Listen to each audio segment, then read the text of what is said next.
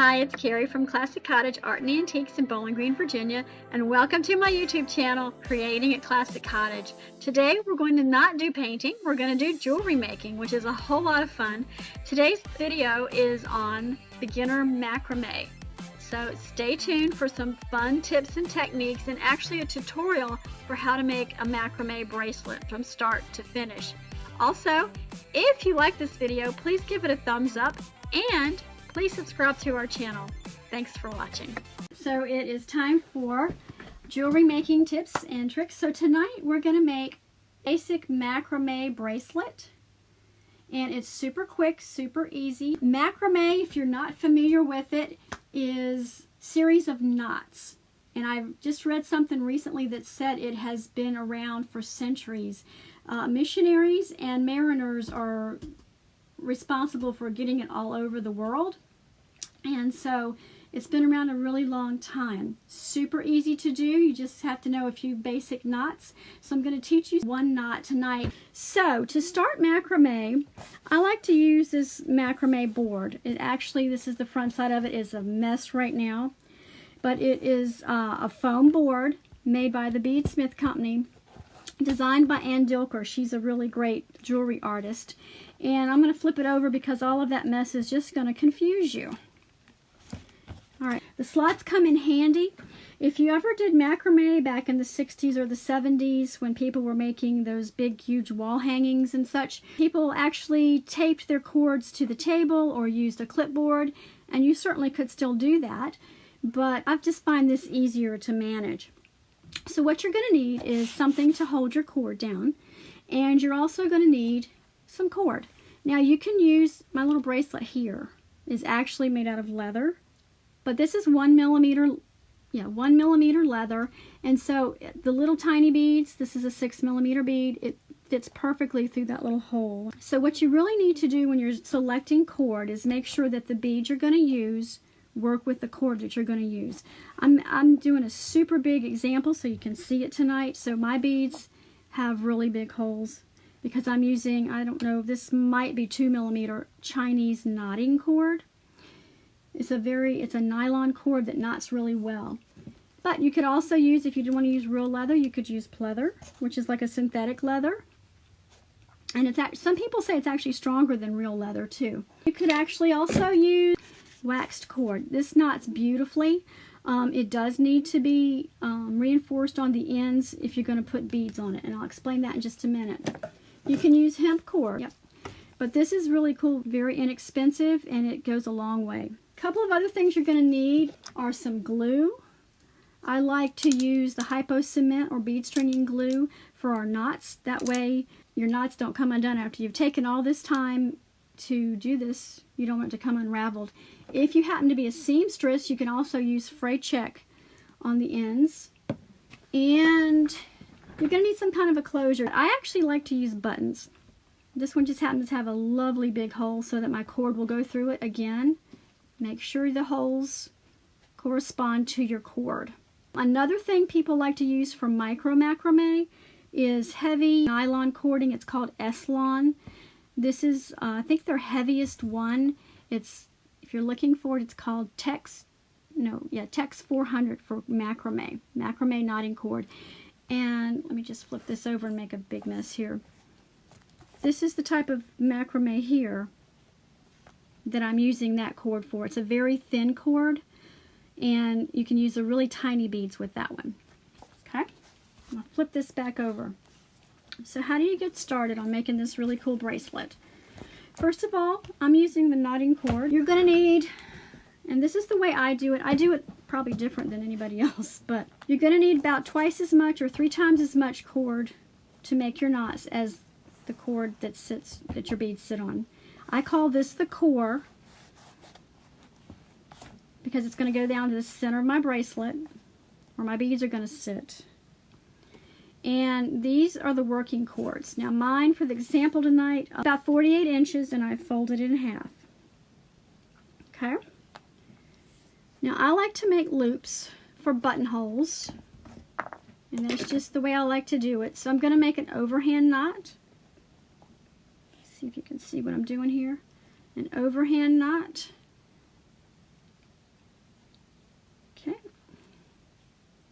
it's loose right now because I'm going to take my core and I'm going to tie a knot in it. I'm actually probably going to tie 2 knots in it.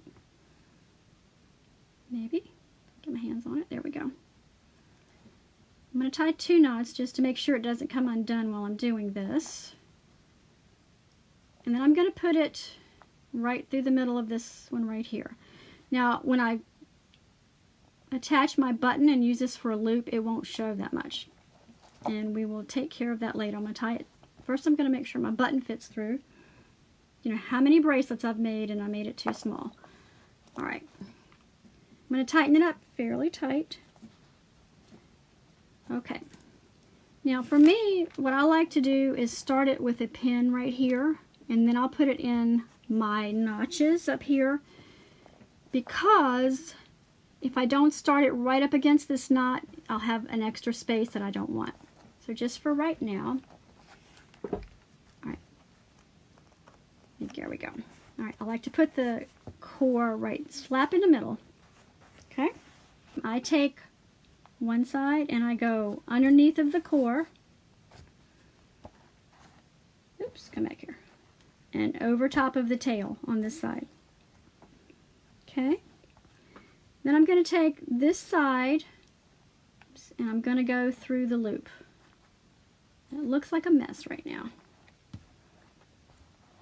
And then I'm going to tighten it up. This is the first half of a square knot. I'm going to make sure it's really tight up against my loop up here. So now we need to do another one. Just going the other way. I'm going to make a 4, some people call it a P, and I'm going to make sure this goes over top of this one. People do it different ways. And through the loop. Whoops. Aha. I forgot to go under. There we go. I'm talking, not paying attention. So we're going to go under, over, and through the loop.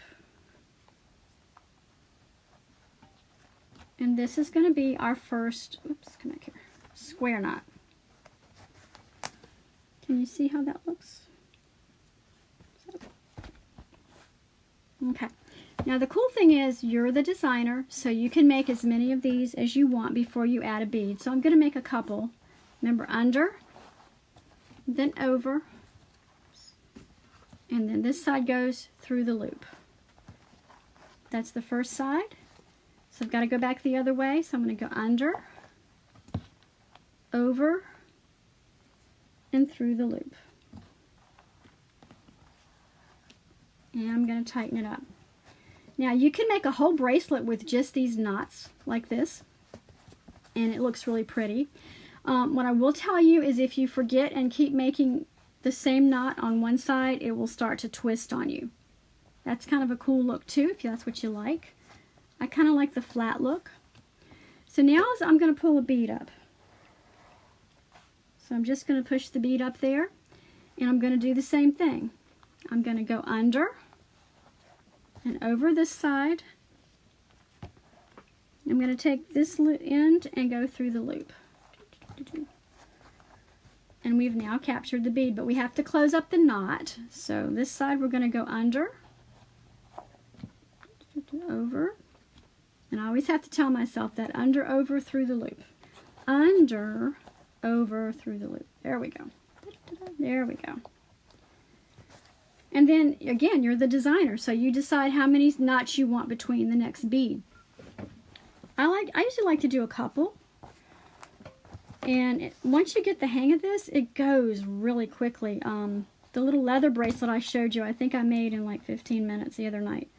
It's crazy fast. So, again, we're just going to put the bead up next to the work. And we're going to go, and if you're having trouble sleeping, this will probably put you to sleep. Under, over, and through the knot, and through the loop. It is actually a relaxing type of craft. Oops, come back here. And of course, if you use the smaller cord, you can get a really elegant look to it. So under, over, through the, and I want to get to the point where I show you how to do the button at the end. All right. Under, over, through the loop. There we go. Now, there's another type of, this is just knotting. Oh, and there's another type of macrame where you add a bunch of knots like these two here. This is a series of, I don't know how well that shows up. The color may kind of make it kind of weird to show up. But this actually is called macrame because you use the thinner cords, and this is the same thing. But you can add beads, and you just do a bunch of different type of knots. This is a little more advanced, so that's why I chose to go ahead and do this simple one tonight with you. Now, take a look at this. You don't have to have just round beads. You can have pretty much any shape bead that you want, and it makes a really pretty bracelet. The amount of cord that you're going to need, it depends on how long you want your bracelet. I tend to make 6-inch bracelets because that's what I wear, but if you want it longer, just add more cord.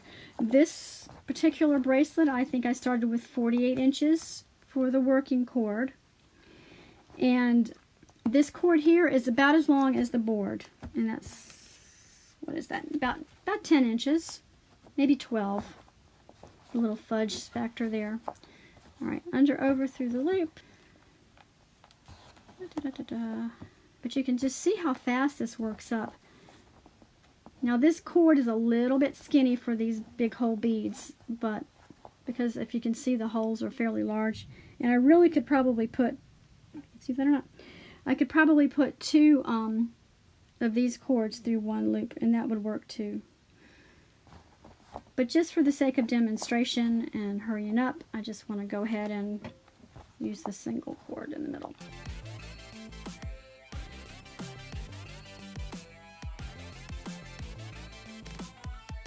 If for some reason you forget where you are, the phone rings or something, it's always this, where the cord, this side the cord's on the bottom, this side the cord's coming out of the top, so you want the cord out of the top. That's where you start. So under, over, through the loop. See, and once you get going, you can kind of, you don't even have to put it down. You can kind of just hold on to the cords and just go to town. See how quick this is? I mean, it's just, couldn't be any quicker really. Under, over, through the loop, under, over, through the loop, and just look how fast this is working up. That one's a little lopsided. Alright, a couple more. And almost to the end of our set of beads here. And the beads, however many beads you need, is really up to you. You could put all beads on here, like one bead with one knot in between. Or you could just do a couple beads here and there. Whatever you want to do. There we go. Alright. So this side, and we're coming to the end. Can y'all still see what I'm doing? Alright, and I'm just kind of doing it fast just to get to the end so I can show you how to end this thing. There are a couple of options when it comes to ending your bracelet. You can do a sliding knot, which is nothing more than taking a series of all these little square knots that we've done and crossing them over the ends of this core here. Oops, I missed one. Alright. Alrighty. Almost to the end. Under, over, oops, come back here. Through the loop. And under, over. Now on the other side there are measurements, so you can tell, you know, however long, probably backwards, but however long you want your bracelet to be. And mine, it's about this, it's about hitting right there right now, about size 6 or 6 inches I should say. And I'm gonna do one more, under, over, and through the loop. Under, and then over the tail, and the tail goes through the loop on the top. There we go. Alright, so now we have got our bracelet where we want it. We don't need this extra bead. Oops, we can throw him away over in the pile. Oops, come back here. What you might want to do at this point is check your fit. Ooh, come back here. And for me, that's going to be about right. So now, This particular bracelet I did not make to make the sliding loop. We're going to put a button on it. Couldn't be any easier, but what you want to do first is flip it over and tie, where we at? Tie a knot right here, just on the back side, just to kind of end your knotting. And then what you're going to do is you're going to take your Hypo Cement glue, or some people use E6000, and I like to just make sure it is, there we go, right on the end of that knot. Sometimes I'll even flip it over just to make sure, particularly on thick cord like this. And you want to make sure you close up that glue really well. Ideally, you would wait for that to dry. That glue takes a little while to dry. But then what you're going to want to do, well, actually, I'm going to do this first. We're going to take our button. We are going to find the hole here. Thread our cord up through it. Now, I forgot to tell you too, if you are working with, say, this fine cord right here, and you want to get these beads on this fine cord, sometimes your cord is going to splay, and that doesn't make it ideal for threading beads. So that's when I would put some, white glue. School glue works really well. And make yourself like a needle. So I usually put, let me see, and this is actually the fray check from my sewing room. But basically what I do is I'll just put it on here and make it a big mess again. And I will put it a little ways up, just like that, and wait for it to dry, and that'll become stiff, and it'll make it a whole lot easier to thread your bead on that real tiny piece of thread. That's just a tip for you. Or you could use white glue, white school glue for that too. So I'm going to set this aside for now. All right, back to my button. All right, so that's what I've done here, so I can get it through here. I put the glue on that, and I'm threading it through. This couldn't be any easier. Now here's where you have a little bit of opportunity. If it wasn't quite long enough, you can add a little bit of length here by making the button, by tying your knot a little bit further down.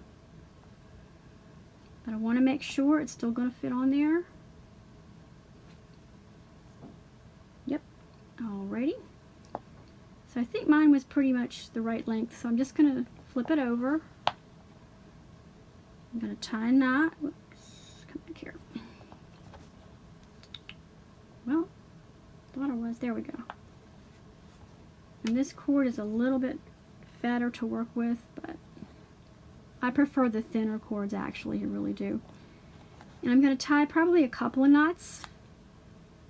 Maybe one going one way, and one going the other way. Okay. And again, I would put some glue right there. I would probably tie that knot a little bit better, but I would put some glue right here. And here's where you have a cool opportunity. You can add dangles. You can either cut these off right here, or if you wanted to be fancy, you could, let's find a skinnier one. You could add a dangle here. I would put a bead on, tie a knot at whatever length you wanted it. And again, you would tie a better knot than that, maybe double knot.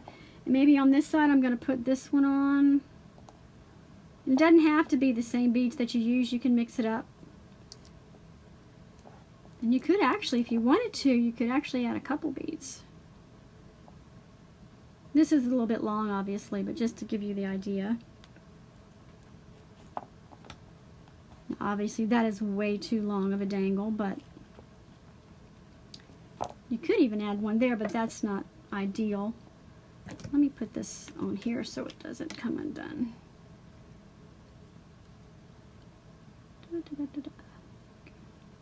And this fray check takes a little bit longer to dry. And once it's dry, obviously it's not dry right now, but you can just cut it fairly close, but I wouldn't cut it too very close in case it should fray and come undone. Now obviously that's just way too long, but you get the idea, right? And then just that quick, oh well, we would also cut this off.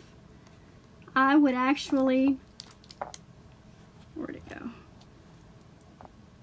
Put glue on the first knot here, let it dry, and then cut the second knot off. When you're using this Hypo Cement, make sure you always close it so it doesn't leak out everywhere. But then I would cut it right here. Oops, be careful not to cut your loop. And then you have just made yourself a bracelet. So a little twist. And obviously your dangles wouldn't be that long.